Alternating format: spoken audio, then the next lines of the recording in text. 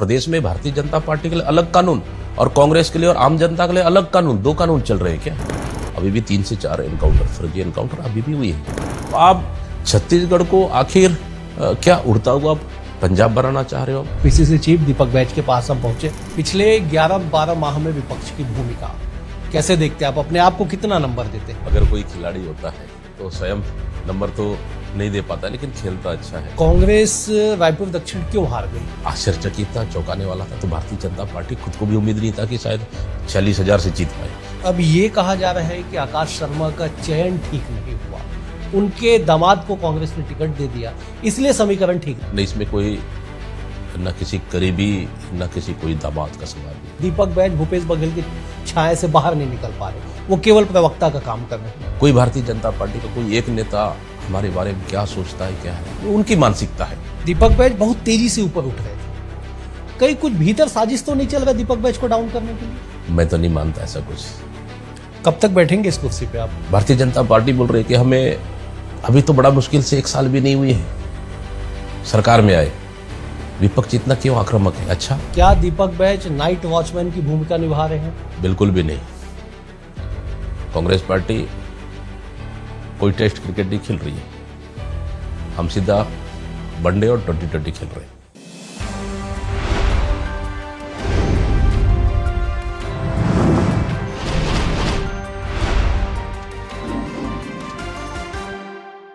नमस्कार, हमारे खास कार्यक्रम में आप सभी का स्वागत है। मैं हूं डॉक्टर अवधेश मिश्रा। छत्तीसगढ़ में विपक्ष, एक ऐसा विपक्ष जो 3 दिसंबर 2023 को सत्ता का परिवर्तन हुआ, 13 दिसंबर 2023 को ही विष्णुदेव साय बतौर मुख्यमंत्री उन्होंने शपथ ली और 14 दिसंबर से लगातार विपक्ष तो धरातल पर उतर के अपनी विपक्षी भूमिका को निभाते हुए यहां तक पहुंचा। आज उन्हीं के प्रमुख मतलब पीसीसी चीफ दीपक बैज के पास हम पहुंचे हैं, उनसे बातचीत करेंगे। अध्यक्ष जी, बहुत स्वागत है आपका हमारे खास कार्यक्रम में। जी, बहुत बहुत धन्यवाद। पिछले 11-12 माह में विपक्ष की भूमिका कैसे देखते हैं आप? अपने आप को कितना नंबर देते हैं? देखिए, अब तो मैं स्वयं, अगर कोई खिलाड़ी होता है तो स्वयं नंबर तो नहीं दे पाता, लेकिन खेलता अच्छा है। नंबर तो उसके खेल पे और निर्णायक देगा। इसलिए स्वाभाविक सा है कि हम लोग विपक्ष की राजनीति में है छत्तीसगढ़ में, और 11 महीने लगभग सरकार की पूरे हो चुकी है। और 11 महीने में अगर देखेंगे ऑल ओवर, तो सरकार पूरी तरह से छत्तीसगढ़ में फेलियर हो चुकी है। कहीं ना कहीं इन सब मुद्दों को लेकर हम लगातार प्रदेश कांग्रेस कमेटी लड़ाई लड़ रही है। और देखिए, विपक्ष एक सरकार और जनता के लिए एक आईना की तरह काम करती है। सरकार की नाकामियों को हम जनता तक ले जाए और जनता की बात को हम सरकार तक पहुंचाए, ये विपक्ष का मेन भूमिका है।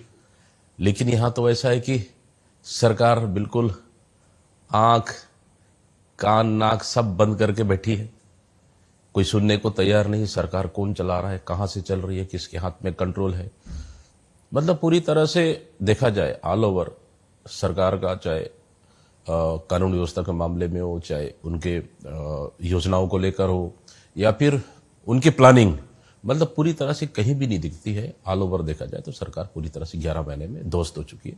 इन सब मुद्दों को लेकर हम लगातार विपक्षी होने के नाते सरकार के खिलाफ हम सकारात्मक लड़ाई जनता के लिए हम लड़ रहे हैं। 1 साल लगभग आपको विपक्ष में बैठे हो गए। 1 साल में सड़क से लेकर सदन तक खूब आंदोलन आप लोगों ने किया, विधानसभा घेराव भी आप लोगों ने कर दिया। एक विपक्ष के अध्यक्ष को अगर 137 किलोमीटर पदयात्रा निकालनी पड़ जाए मुद्दों को लेकर पहले ही साल में, कैसे देखेंगे इसे? देखिए, बढ़ती अपराध सबसे बड़ा छत्तीसगढ़ के लिए चुनौती है। छत्तीसगढ़ के इतिहास में अब तक कभी नहीं हुआ कि इस सरकार की नाकामियों की वजह से कलेक्टर ऑफिस जल जाते हैं, एसपी ऑफिस जल जाता है, और कलेक्टर एसपी पीछे दरवाजे से भाग जाते हैं। आईबी एलआईबी इंटेलिजेंस पूरी तरह से फेलियर है, और उनके एवज में हम भी चाहते हैं कि दोषियों पे कार्रवाई हो, लेकिन निर्दोष लोगों पे आप अपनी खानापूर्ति, गुस्सा निकालने के लिए आप अरेस्ट करते हैं।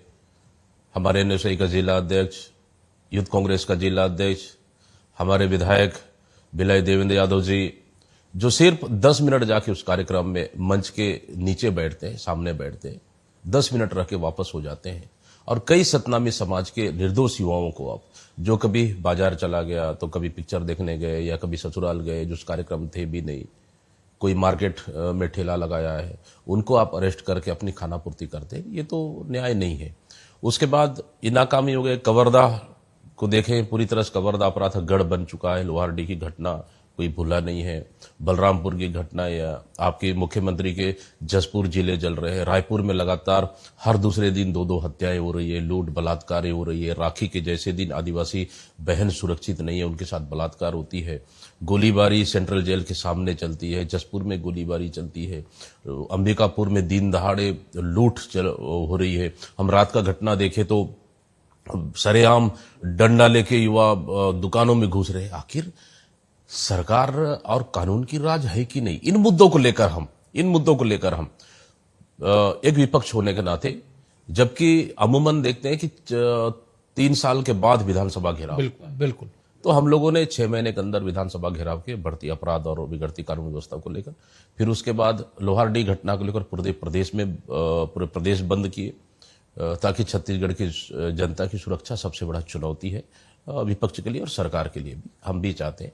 और इन्हीं मुद्दों को लेकर हम, सरकार नहीं सुनी तब हम लोगों ने मन बनाया कि हम बिगड़ती कानून व्यवस्था, बढ़ती अपराध को लेकर अब सीधा जनता तक जाएंगे। इसलिए हम लोगों ने गिरोधपुरी से लेकर रायपुर तक 125 से 30 किलोमीटर छत्तीसगढ़ न्याय यात्रा के माध्यम से हम सीधे जनता तक पहुंचे और सरकार की नाकामियों को हम जनता तक पहुंचाने में कहीं ना कहीं सफल रहे। ये हमारा मेन मकसद। सत्ताधारी दल यहाँ पे एक अजीब तर्क देती है। तर्क ये है कि साहब कोई 1 साल में अपराधी नहीं बना, 5 साल में जो कांग्रेस के सरकार में उन्हें खाद पानी दिया गया, छोटे छोटे जो अपराधी प्रवृत्ति के लोग थे वो बड़े अपराधी बन गए। और सबसे बड़ी बात ये कहा जा रहा है कि बीजेपी, अगर कांग्रेस के एनएसवाई के जिला अध्यक्ष हत्यारे निकल जाएंगे तो फिर कांग्रेस किस मुंह से आंदोलन करेगी? देखिए, अब ये तो बहाना है, काम उनको करना नहीं है तो बहाना है। देखिए, हमको भी सरकार मिला था 18 से 23 तक का। हमने तो नहीं कहा कि ये 15 साल की उपज है, ये 15 साल की उपज है जो आज विकराल रूप ले रहा है, या फिर एक बीज अंकुरित होकर एक पेड़ पौधा बन चुका। हमने तो नहीं कहा। हमारी सरकार ने तो, हमारी मुखिया ने तो अपराध पे कंट्रोल करने के लिए काम किए। तो एक बहाना है भाई। हम 10 साल 15 साल हम सरकार चलाए, हम तो सिर्फ 5 साल चलाए। 5 साल में भी 2 साल का आप कोरोना निकाल देंगे तो सही से माइनस देखेंगे, 2 से 2.5 साल हमारी सरकार चली। लेकिन तब भी तो हम बहाना नहीं बनाए।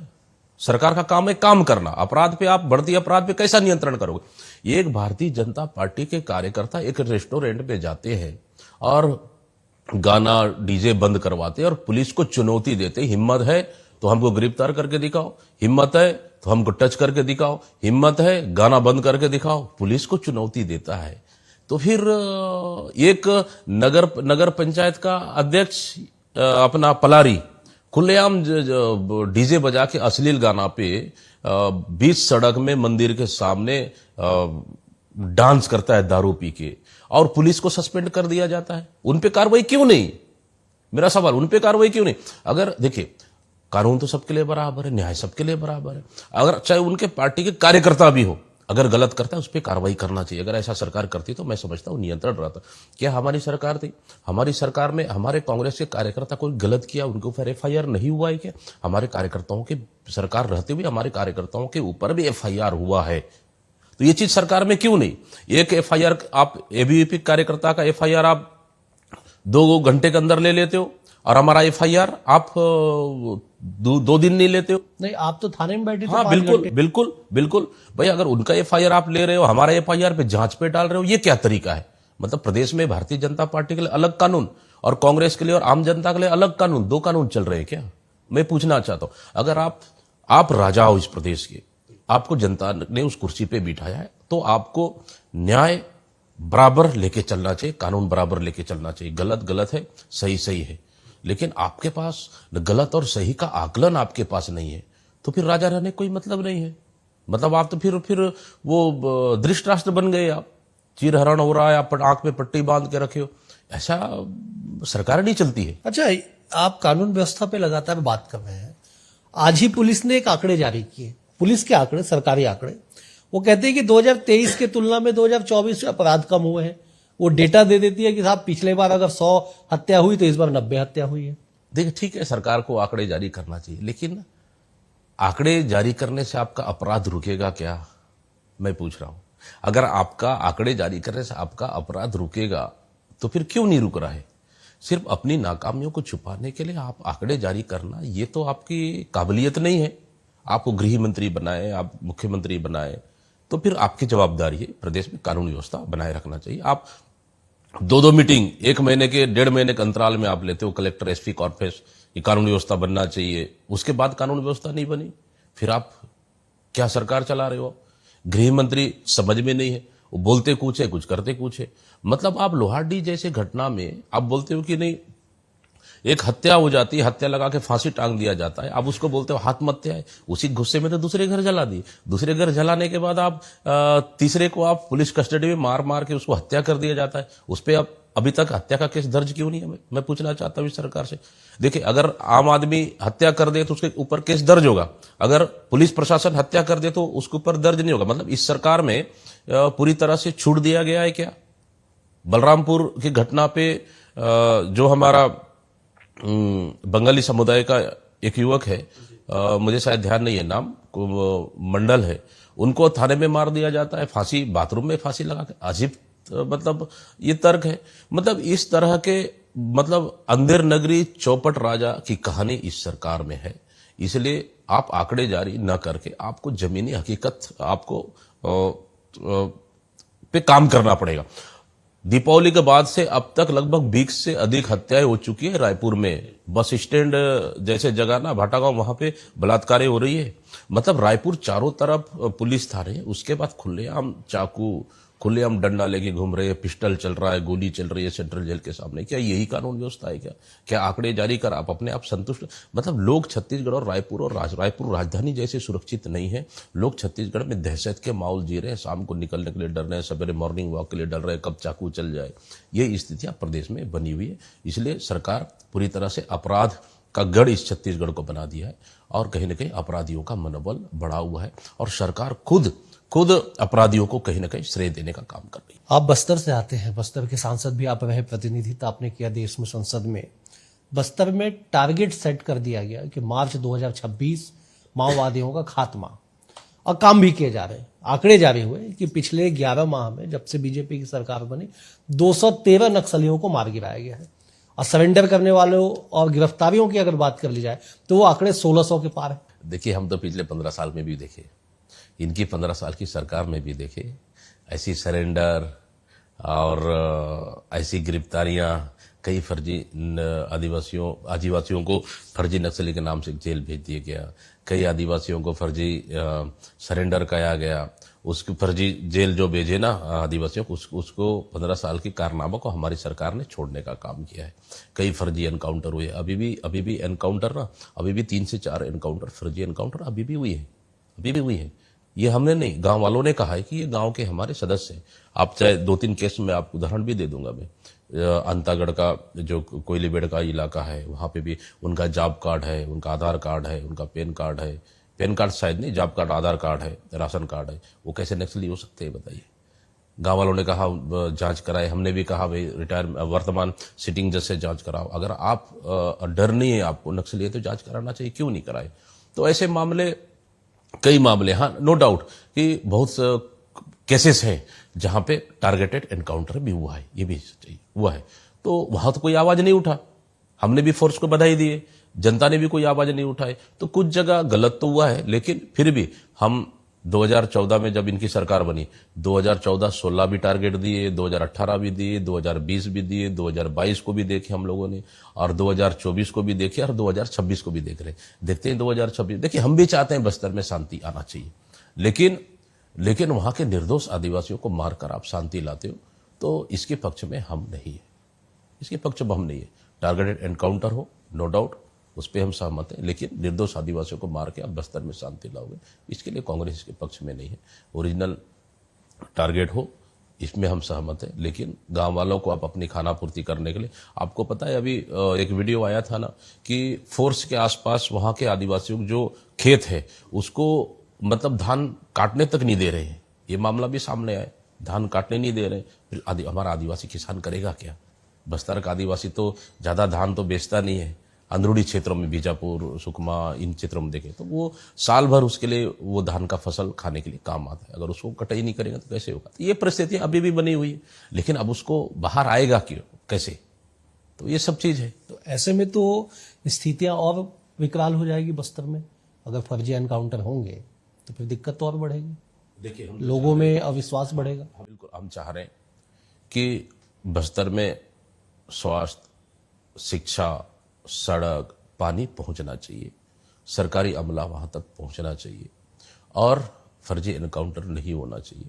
हम भी चाहते हैं शांति वहां आए ताकि हम भी स्वतंत्र रूप से वहां की जनता भी विचरण कर सके। हम इसके लिए सरकार को इतना जल्दबाजी और गलत कदम सरकार को नहीं उठाना चाहिए, मैं समझता हूं, क्योंकि शांति हमारे लिए भी जरूरी है। सरकार दावा कर रही है कि साहब हिड़मा के गांव में कैंप लगाया गया, हिड़मा के गांव में मतदान हुआ पहली बार, सिलगेर के आगे फोर्स बढ़ गए, अंदरूनी इलाके तक विकास कार्य पहुंच रहे हैं, नियत निलनार योजना चलाई जा रही है। आप तो लगातार बस्तर जाते हैं। देखिए, नियत निलनार कोई नई योजना नहीं है, ये तो पिछले सरकार की हमारी योजनाएं थी, उसको नाम सिर्फ बदल दिया गया है, वो कोई नया योजना नहीं है वो।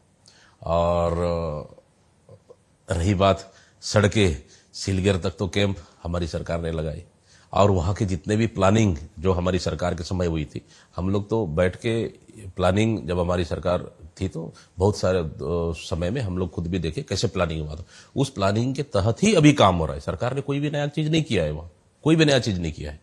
तो निश्चित रूप से अगर फोर्सेस बैठती है वहां पे, तो ये तो सच्चाई है कि 8 से 10 किलोमीटर का एरिया कम से कम अराउंडिंग चारों साइड 10 से 15-20 किलोमीटर का एरिया, ये तो सुरक्षित हो जाती है, ये तो सच्चाई है। तो कहीं ना कहीं ठीक है, कहीं विरोध होता है, कहीं परिस्थितियां ऐसी बनती है, लेकिन फोर्सेस बैठने से तो एरिया कम से कम सुरक्षित तो हो जाता है। तो हम भी चाहते हैं कि बस्तर सुरक्षित हो। बस्तर को लेके कई सारी बातें निकल के आ रही। आपने लड़ाई लड़ी आदिवासियों को जमीन वापस दिलाने के लिए, आपकी सरकार बनी, आपने वापस भी दिलाया, फिर उसी राह पे आगे बढ़ रही है बस्तर आगे बढ़ रहा है, फिर अधिग्रहण और फिर प्लांट को बेचने की बातें निकल के आ रही। आप लोग कहते हैं बस्तर के लिए हमारी सरकार ने जितना 5 साल में काम किए ना, मैं समझता हूं ना 15 साल में इस सरकार ने नहीं किया, नहीं इस सरकार, आने वाली सरकार कुछ करेगी। देखिए, बस्तर के आदिवासियों के लिए जल जंगल जमीन का अधिकार हमारी सरकार ने लड़ाई, बहुत सारे पट्टा भी दिए, सामुदायिक और निजी भी। उसके बाद इमली, महुआ, टोरा का रेट हमारी सरकार ने बढ़ाए। सरेंडर, जो नक्सली सरेंडर के, उनके लिए बेहतर पुनर्वास नीति हमारी सरकार ने बनाई और उनके घर तक, उनके लिए व्यवसाय करने के लिए बहुत सारे संसाधन उपलब्ध कराए। टाटा का जमीन हमारी सरकार ने वापस की। वहाँ के लोगों के लिए रोजगार कैसा स्थापित करे, वो हमारी सरकार ने बहुत बेहतर की। तो सरकार के पास अभी भी बस्तर के लिए कोई प्लानिंग नहीं है, कोई प्लानिंग नहीं है इनके पास। इनके अलावा उन्होंने किया ही क्या, बताइए ना। तेंदुपत्ता का रेट हमारी सरकार ने बढ़ाया, अब ये तो फिर जूता बांट रहे हैं। आपको तो पता है, जूता में कमीशन खोरी के सिवाय कुछ है ही नहीं। छत्तीसगढ़ में सत्ता का परिवर्तन हुआ, पिछली सरकार की कुछ योजनाओं को बंद कर दिया गया, गोठान से लेकर कई राज्य मितानी क्लब, बहुत सारी योजनाएं, कुछ निर्णय नहीं हो पाया। करोड़ों रुपए पिछली सरकार ने गोठान बनाने पे खर्च किया, अब वो खंडहर पड़ा हुआ है। सरकार आती है, सरकार जाती है, लोकतंत्र में तो स्वाभाविक सा एक प्रक्रिया है परिवर्तन का। हमारी सरकार नहीं बन पाई, सेकेंड बार परिवर्तन हुआ, भारतीय जनता पार्टी की सरकार आई।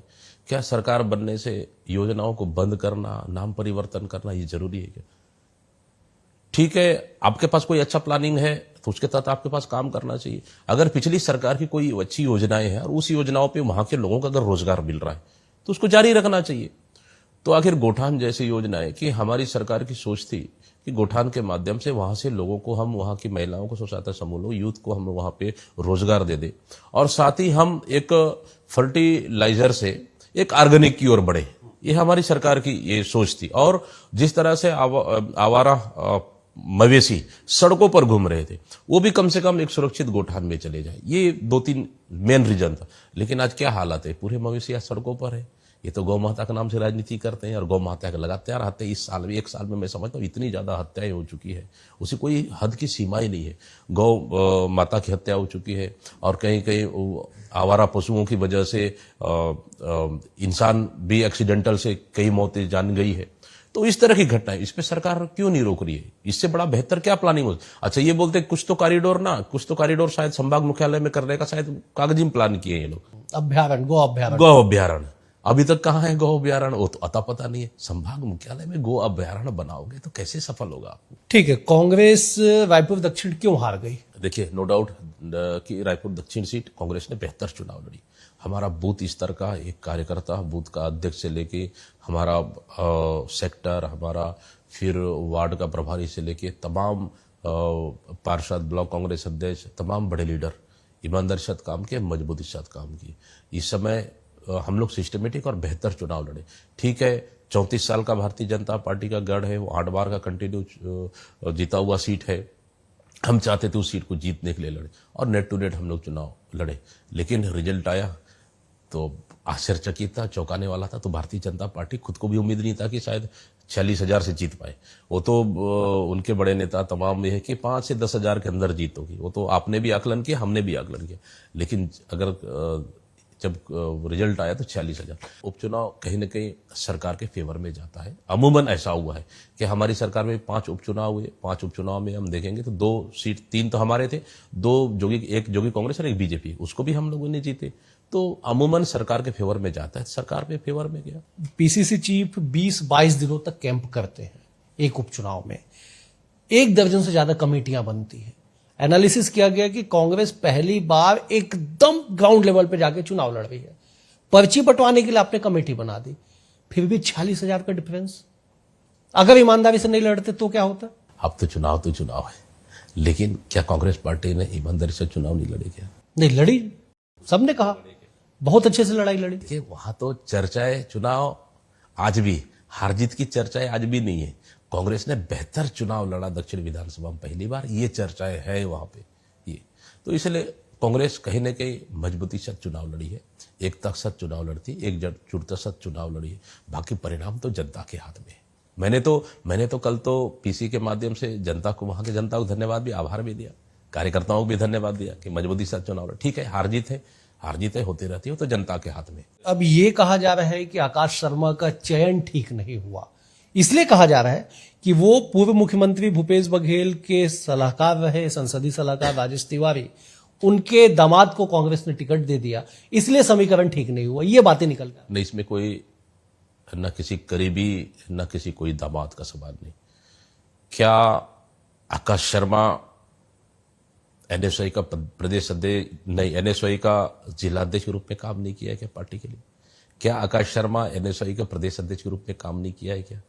क्या आकाश शर्मा यूथ कांग्रेस के प्रदेश अध्यक्ष के रूप में काम नहीं कर रहे हैं क्या? अभी आकाश शर्मा एक युवा और सक्रिय चेहरा है, और एनएसवाई छात्र जीवन से लेकर छात्रों के लिए संघर्ष, आज युवाओं के रोजगार के लिए संघर्ष, और पार्टी के लिए झंडा उठाने वाला, दरी बिछाने वाला, दरी उठाने वाला कार्यकर्ता है। क्या ऐसे कार्यकर्ताओं को मौका नहीं मिलना चाहिए क्या? अगर हम युवाओं को प्रमोट नहीं करेंगे तो युवा हम साथ जुड़ेगा कैसा? तो युवा हमारे साथ फिर कदम से कदम मिलाकर कैसे चलेगा? इसलिए प्रत्याशी चयन जबरदस्त हुआ है, प्रत्याशी चयन अच्छा था, और जनता पसंद भी कर रही थी, युवा और नया चेहरा। जस्ट हम लोगों ने निष्क्रिय और सक्रिय चेहरा, ठीक है, वहां की मनसा अगर ऐसी बन चुकी होगी, शायद बीजेपी को ही देना है तो अलग मैटर है, लेकिन जनता तो पसंद तो करती थी। 11 महीने तक आपने संघर्ष किया। जुलाई 2023 में, लगभग जुलाई में आपने पदभार ग्रहण किया। आपके नेतृत्व में पहला चुनाव विधानसभा का हुआ, चुनाव हार गए आप लोग। पहला उपचुनाव हुआ, उसमें भी हार गए। 11 महीने में दीपक बैच का ग्राफ यहां से यहां तक पहुंचा। आपने पदयात्रा की, तमाम तरह आंदोलन के, फिर चुनाव हार गए तो ग्राफ नीचे हो गया। कहीं भी नहीं। देखिए, चुनाव हारने से न ग्राफ न बढ़ता है न ग्राफ कम होता है। उपचुनाव तो वैसे भी मैंने कहा कि अमूमन सरकार के फेवर में जाता है, इसका कोई फर्क नहीं पड़ता है। लेकिन आप सरकार के मुद्दों को लेकर, आप सरकार के और जनता के मुद्दों को लेकर आप कैसे लड़ाई लड़ते हैं, और जनता के लिए आपकी लड़ाई कितनी सकारात्मक है, कितनी पॉजिटिव है, कौन से मुद्दों को ले आप किस तरह से लड़ाई लड़ते हैं, ये मेन चीजें हैं। और हम लोगों ने, चाहे सरकार की विफलता को लेकर हो या बढ़ती अपराध को लेकर हो, क्राइम को लेकर हो, सरकार की नाकामियों को लेकर हो, हर मुद्दों को लेकर, युवाओं को लेकर हो, अभी तो सिर्फ छोटा सा ही पिटारा ही खुला है। अभी तो लड़ाई तो हमारी तर्कस में तो और बहुत से तीर बाकी है अभी। इस चुनावी हार के बाद नगरीय निकाय के चुनाव होने हैं, पंचायत के चुनाव होने, मनोबल पे प्रभाव पड़ेगा? कहीं भी नहीं, कहीं भी नहीं। कांग्रेस के कार्यकर्ता मनोबल कम नहीं हुआ है। हम लोगों ने तो आह्वान कर दिए कि नगरीय निकाय चुनाव की तैयारियां करना है हमको, और जस्ट हम लोग 1-2 दिन से, हालांकि शुरुआत कर दी है, लेकिन 1-2 दिन से हम लोग इसको और गति दे रहे हैं। इसका पंचायत चुनाव की भी हमारी तैयारियां है। चुनाव में आपको पूर्व मंत्री, मैं नाम ले लेता हूं, पूर्व मंत्री बीजेपी के बड़े नेता अजय चंद्राकर ने आपको भूपेश बघेल का प्रवक्ता कहा कि दीपक बैज भूपेश बघेल की छाया से बाहर नहीं निकल पा रहे, वो केवल प्रवक्ता का काम कर रहे हैं। देखो, मैं तो पार्टी का अध्यक्ष हूँ, पार्टी का अध्यक्ष हूँ। मुझे हाईकमान ने इस कुर्सी पे बिठाया है, तो मुझे प्रदेश के तमाम वरिष्ठ नेता से लेके गांव के बूथ स्तर के कार्यकर्ताओं को साथ में लेकर चलने का मेरी जवाबदारी है, सामंजस्य बिठाने का मेरी जवाबदारी है, और सबके साथ तालमेल बैठा के काम करने का मेरी जवाबदारी है। कोई भारतीय जनता पार्टी का कोई एक नेता हमारे बारे में क्या सोचता है, क्या है, ये उनकी मानसिकता है। उनकी मानसिकता पे मुझे कुछ भी नहीं कहना है। लेकिन हाँ, दीपक बैज अगर एक विधायक के साथ उनकी तकलीफ में खड़े हो सकता है, तो एनएसयूआई के एक छोटा सा कार्यकर्ता के लिए थाने में 3 घंटे से 5 घंटे वहां भी बैठ सकता है। ये हमारी एक कार्यकर्ताओं के लिए लड़ाई, और एक सकारात्मक लड़ाई ये है हमारी, कि एक अध्यक्ष होने के नाते हम विधायक के लिए भी लड़ सकते हैं, तो हम एनएसयूआई के छोटे कार्यकर्ता के लिए भी हम लड़ सकते हैं। संगठन विस्तार कब करेंगे आप? हम लोग, अब तो चुनाव खत्म हुए बाई इलेक्शन, जल्दी ही हम लोग शीर्ष नेताओं से चर्चा करने के बाद कोशिश करेंगे कि नगरीय निकाय चुनाव से पहले कुछ आंशिक परिवर्तन करें, ऐसा हम लोग। अपने मन से आप कार्यकारिणी बना पाएंगे अपने पसंद का? देखिए, हमारे पास सीनियर लीडर भी हैं, उनसे भी चर्चा करेंगे हम लोग। उनसे सबसे चर्चा करने के बाद सबसे सहमति के साथ ही हम लोग प्रदेश में जितना भी संभव हो सके उतना हम लोग अपनी कार्यकारिणी गठन करेंगे। दीपक बैज बहुत तेजी से ऊपर उठ रहे थे, चुनाव में हार हो गई, ठीक है, चुनावी हार जीत लगे रहता है, कहीं कुछ भीतर साजिश तो नहीं चल रहा दीपक बैज को डाउन करने के लिए? नहीं, देखिए, मैं तो नहीं मानता ऐसा कुछ। अगर बाहर किसी को सोचना है या बाहर किसी का मन में अगर कुछ चल रहा है तो मुझे नहीं बोल सकता। लेकिन देखिए, इस कुर्सी में मुझे आला कमान ने बिठाया। अब मैं तो चाहता हूँ 1-1 मिनट पार्टी के लिए उपयोग हो, 1-1 घंटे पार्टी के लिए उपयोग, 1-1 दिन पार्टी के लिए उपयोग हो। जब तक मुझे इस कुर्सी में बैठा हूं तब तक मैं पार्टी के लिए, मैं अंतिम सांस तक लड़ाई लड़ते रहूंगा, और कार्यकर्ताओं ने जनता के लिए लड़ाई, और छत्तीसगढ़ के मुद्दों को ले लड़ाई लेके, सकारात्मक और मुद्दों की लड़ाई लेके मैं तो अंतिम सांस तक लड़ाई लड़ते रहूंगा। कब तक बैठेंगे इस कुर्सी पे आप? किसी का अध्यक्ष बनाना, बनाए रखना, उसको कामों का आकलन कर रहे हैं तो आला कमान का काम है। हमारा काम तो